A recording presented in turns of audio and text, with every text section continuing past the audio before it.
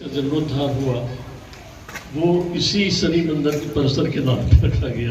अद्भुत संयोग है।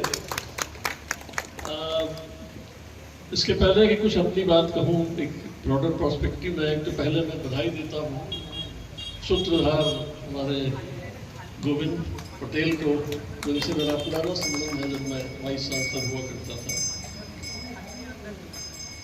मैं बधाई देना चाहता हूँ सीना जी को और जितनी भी समितियां हैं, एक तो अभिनव जीवन कल्याण समिति और कुछ संरक्षित रहे, पीने के पानी हमको मिले, पानी पीने में डर लगता है, पानी पता नहीं कहाँ का। देखिए कितना परिवर्तन आ गया। तो ऐसे माहौल में ये प्रयास मिलेंगे कि हम चलेंगे। और नदी के हाल तो आप सब जान रहे हो, कभी शिवनाथ नदी क्रॉस करके आए तो जल कंबूसी पटा हुआ है।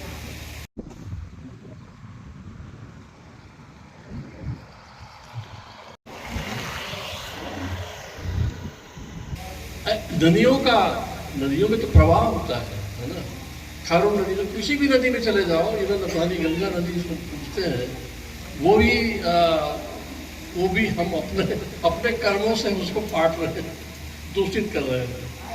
तो बहुत बढ़िया बात बताई प्रभात सिंह ने। और मैं तो पुरातत्वविद नहीं हूँ, मैं तो खगोलविद हूँ। मैं आपको ब्रॉडर पर्सपेक्टिव में आपको चीज़ें समझने का प्रयास कीजिए कि जो मैं बता रहा हूँ। अभी सबको क्या लगता है कि मेरा नदी नाले से मेरा क्या संबंध है, पेड़ पौधों से क्या संबंध है, ऐसा लगता है। कभी लगता है मेरा सूरज से मेरा क्या संबंध है। सूरज अपना चल रहा है, हमारी पृथ्वी अलग है, पृथ्वी में है, और पृथ्वी में हमारा लगता है मेरा कोई नाता नहीं, केवल हमारे पड़ोसी अच्छे हो, बाकी हमारा कोई नाता नहीं।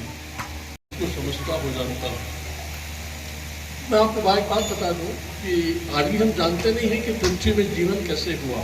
आज भी हम जानने में लगे हुए हैं, लेकिन इतना जानते जरूर है, जिसको हम मानव समाज कहते हैं या जिसको लाइफ फॉर्म कहते हैं, किसी भी रूप में क्यों हो, मानव तो परिष्कृत स्वरूप है। कितने झंझावात से पृथ्वी गुजरी होगी, ये हमारे लिए अकल्पनीय है। ऐसे नहीं कि 9 ग्रह है और 9 ग्रह में एक पृथ्वी हम ही है, यूनिक है, लेकिन इसको यूनिक प्रदान करने के लिए इस पृथ्वी को एक ग्रह के रूप में कितने झंझावातों से होके गुजरना पड़ा।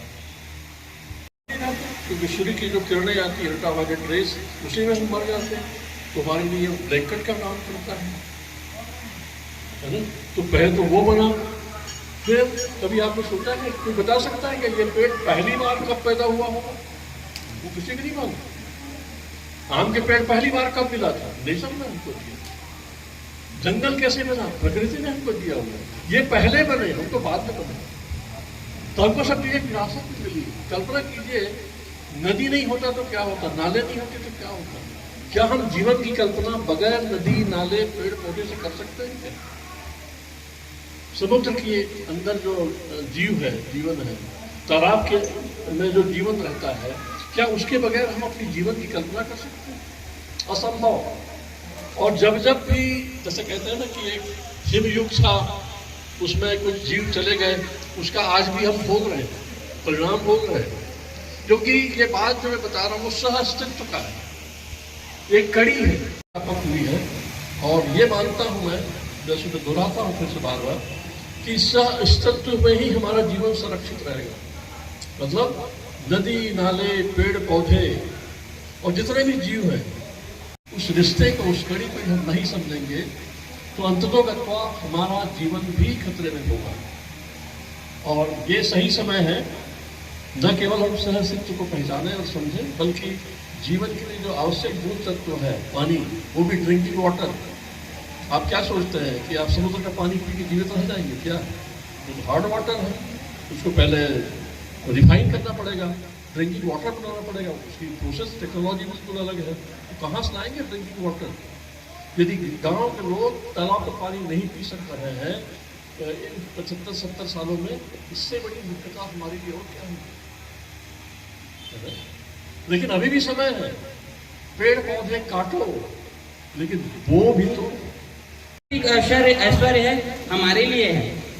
तो जो अस्तित्व सह अस्तित्व वाली बात जो आदरणीय सर ने कही, परमाणु से लेके ये जो प्लांट किंगडम है, एनिमल किंगडम है और मानव है, ये 4 प्रकार के जो सहअस्तित्व में है, इन सब का समन्वय है। और ये यदि इनमें से एक भी कड़ी बिगड़ती है तो सबसे पहले जिसका अस्तित्व खत्म होगा वो मानव होगा, क्योंकि मानव सबसे संवेदनशील है और जल्दी ही खत्म होने वाला है, खत्म हो जाएगा, बाकी तो सरवाइव कर लेंगे। तो हमें ही अपनी चिंता करनी है। प्रकृति जो अपने आप को सहेज लेगी, जंगल में कोई भी वृक्षारोपण करने नहीं जाता, फिर भी घना जंगल रहता है। पानी बहते हुए समुद्र में चला जाता है, वहां से फिर पानी बन के आ जाता है, वो साइकिल बना हुआ है। हमारा ही साइकिल टूटा हुआ है कि हम पहले तालाब का पानी पी सकते थे और आज बॉटल तक आ चुके हैं। इसी सर्कल को अपने को सुधारना है। आदरणीय सर ने ये सारी बातें अपने उद्बोधन में कही, हम उनका धन्यवाद ज्ञापित करते हैं।